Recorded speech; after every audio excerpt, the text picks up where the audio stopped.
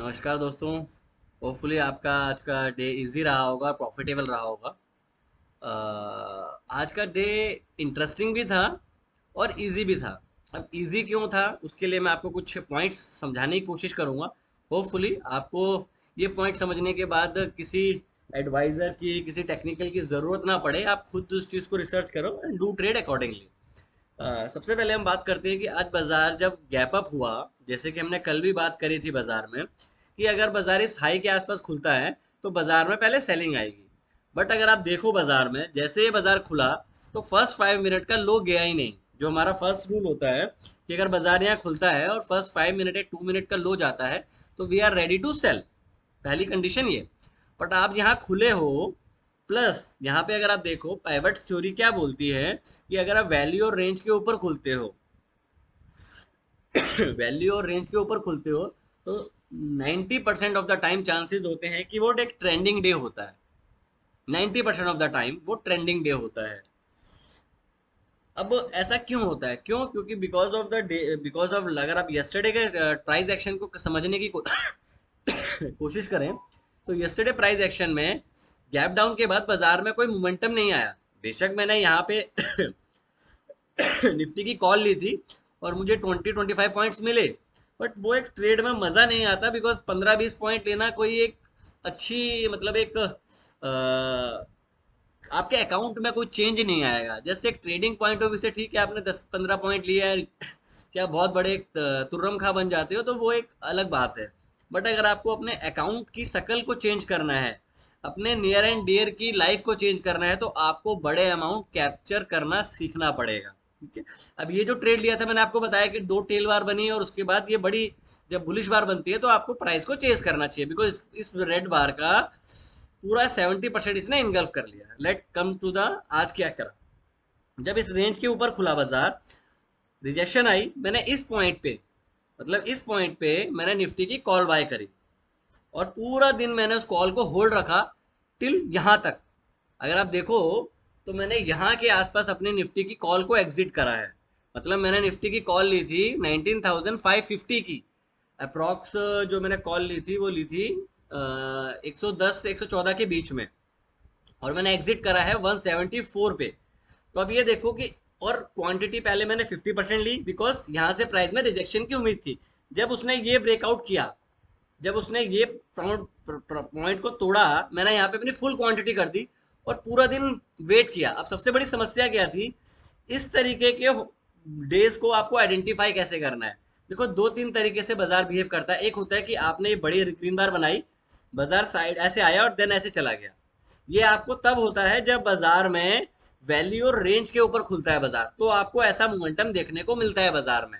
Value और range का अगर आपको नहीं पता है तो पिवट्स की आप मेरी एक वीडियो देख सकते हैं जिसमें मैंने काफी अच्छे तरीके से एक्सप्लेन कराया है कि पिवट थ्योरी वर्क कैसे करती है, और ये अपने आप में एक पूरा ट्रेडिंग प्लान है। उसके बाद हमने यहाँ पे जब एग्जिट कर लिया तो हमने क्या किया, 19,650 की कॉल ली।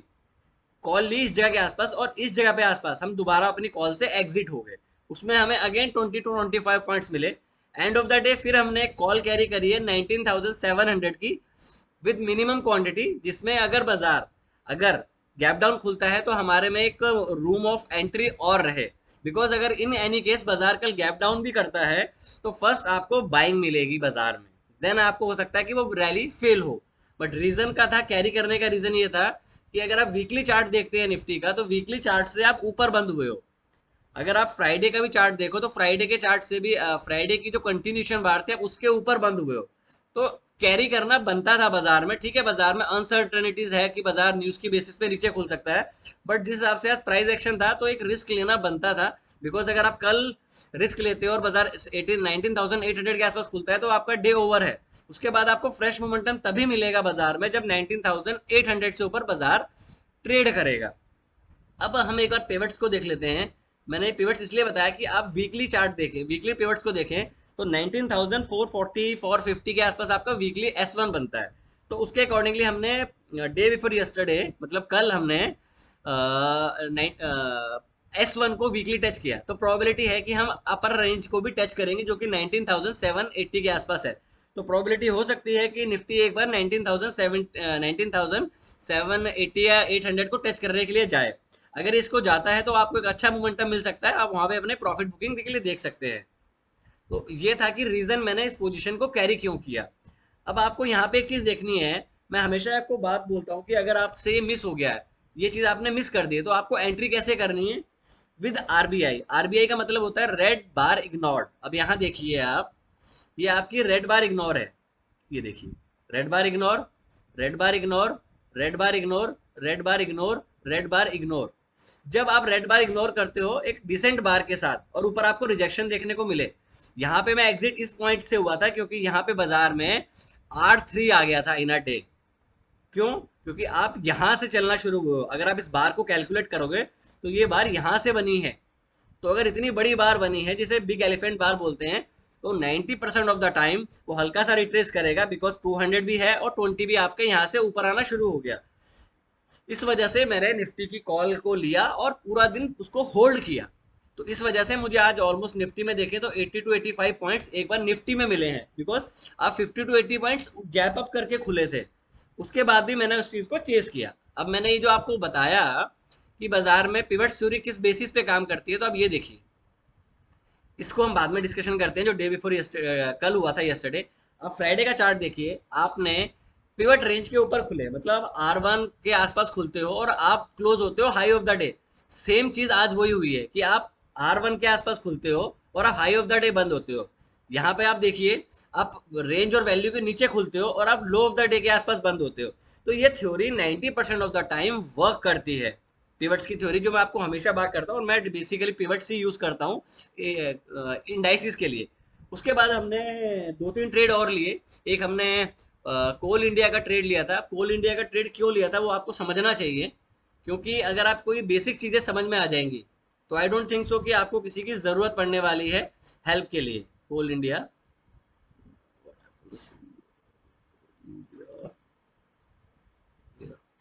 तो थोड़ा सा वीडियो बड़ा हो जाएगा बट ये समझना आपको बड़ा जरूरी है। मैं आपको हमेशा एक फैब फोर की बात करता हूँ।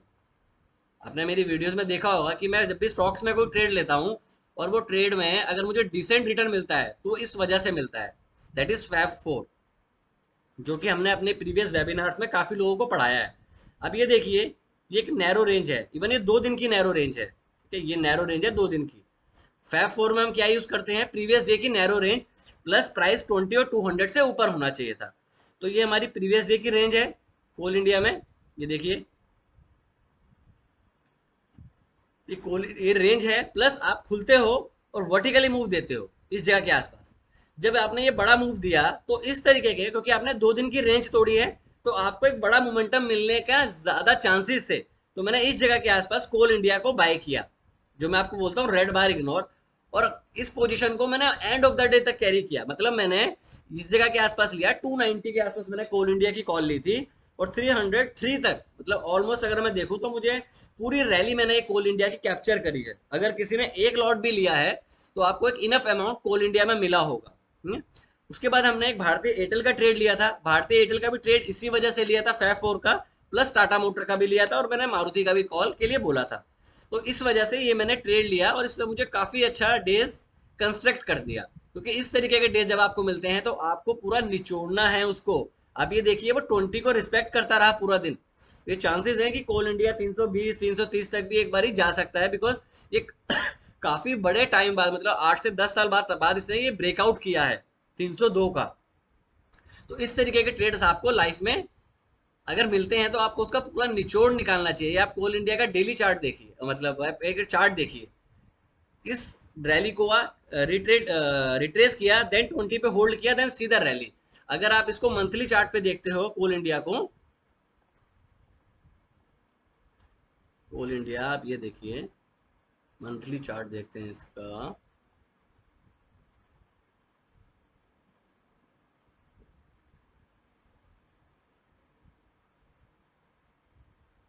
सॉरी ये वीकली चार्ट आ गया है, मंथली, मंथली चार्ट,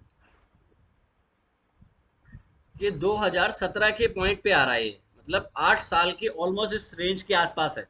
जो ये वीश डाउन साइड आया था, तो इसमें प्रोबेबिलिटी हो सकती है कि रिसेंट आप इस कंजेशन तक जाओ, जो कि 320 का है। तो अगर आप 320 तक भी जाते हो तो काफ़ी डिसेंट रिटर्न आपको इस तरह के ट्रेड में मिल जाते हैं। अब हमने एक बैंक निफ्टी का भी ट्रेड लिया था। मैंने इस ट्रेड को ट्रेड एग्जीक्यूशन करने से मतलब इस ट्रेड को बिफोर स्टार्ट रैली मैंने एग्जीक्यूट कर दिया था। कैसे, मैं उसका रीज़न आपको बताता हूँ। अब ये देखिए, ये बैंक निफ्टी का चार्ट है 5 मिनट का। बैंक निफ्टी ने प्रीवियस डे की रेंज के आसपास खुले, पूरा दिन कंसोलिडेशन किया।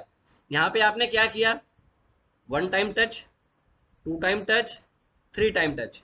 इसने तीनों बार यहाँ से रिजेक्शन करी, बट रिजेक्शन जो आ रही थी, नोट करिएगा, प्रीवियस लो को नहीं तोड़ रही थी। प्लीज अंडरस्टैंड दिस पॉइंट कि जो रिजेक्शन आ रही थी वो प्रीवियस स्विंग लो को नहीं ब्रेक कर रही थी। तो यहाँ पे आपका स्टॉप लॉस क्या था, 44,040 का, और टारगेट क्या मिला आपको देखिए। तो अगर आप इस तरीके के ट्रेड को आइडेंटिफाई कर पाते हैं तो आई डोंट थिंक सो कि आपको रोज ट्रेडिंग करने की जरूरत है।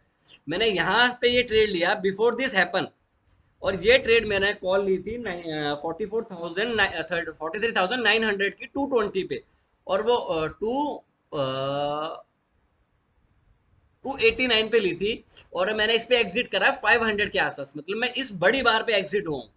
तो सी, ये अगर इस तरीके के प्राइस एक्शन अगर आपको मिलते हैं, और रीजन भी था क्योंकि यहाँ पे पीछे कंजेशन था, तो अगर इसको ऊपर जाना है तो यहाँ से अगर ये ऊपर जाएगा तो डेफिनेटली आपको अच्छा मोमेंटम मिलेगा। इस टाइम पे आईसीआईसी बैंक में काफी अच्छा मोमेंटम देखने को मिला था, जिस वजह से मैंने ये ट्रेड इवेल्युएट किया था, एग्जीक्यूट किया था। ये हो गया कि मैंने आज किस बेसिस पे ट्रेड लिए, उसके रीजन भी मैंने आपको समझा दिए, और ये चीज मैंने बिफोर टाइम हैपन आपको बता दी थी कि क्या यहाँ से मोमेंटम आपको बहुत तेज मिलने वाला है। तो अगर जिसने भी ये एग्जीक्यूट किया है, काफी वर्टिकल मूव मिले हैं, ऑलमोस्ट 220 की 280 की कॉल 580 तक गई है, तो ऑलमोस्ट 300 पॉइंट का मोमेंटम है ये मैं ऑप्शन की बात कर रहा हूँ, फ्यूचर में भी ऑलमोस्ट इतना ही मोमेंटम है, बट मैंने इन द मनी ली थी तो मुझे काफी शार्प मोमेंटम इसमें मिला। अगर मैं बैंक निफ्टी में देखूँ तो 200 पॉइंट के आसपास मुझको इजीली मिले, और अगर मैं निफ्टी की बात करूँ तो 80 टू 90 पॉइंट्स। बाकी मुझे स्टॉक फ्यूचर्स में भी काफी अच्छा एक डे मेरा कंस्ट्रक्ट हुआ, तो काफी अच्छा एप्रिसिएशन आज मेरे को कैपिटल में देखने को मिला। अब हम कल क्या कर सकते हैं, एक बार निफ्टी में दोबारा देखते हैं। देखिए, निफ्टी जिस जगह पे क्लोज हुआ है, अगर इसी जगह पे खुलता है तो इनिशियली आपको देखना है कि अगर वो हाई निकालता है तो आपको एक बड़ा मोमेंटम दोबारा 17,800 तक देखने को मिल सकता है।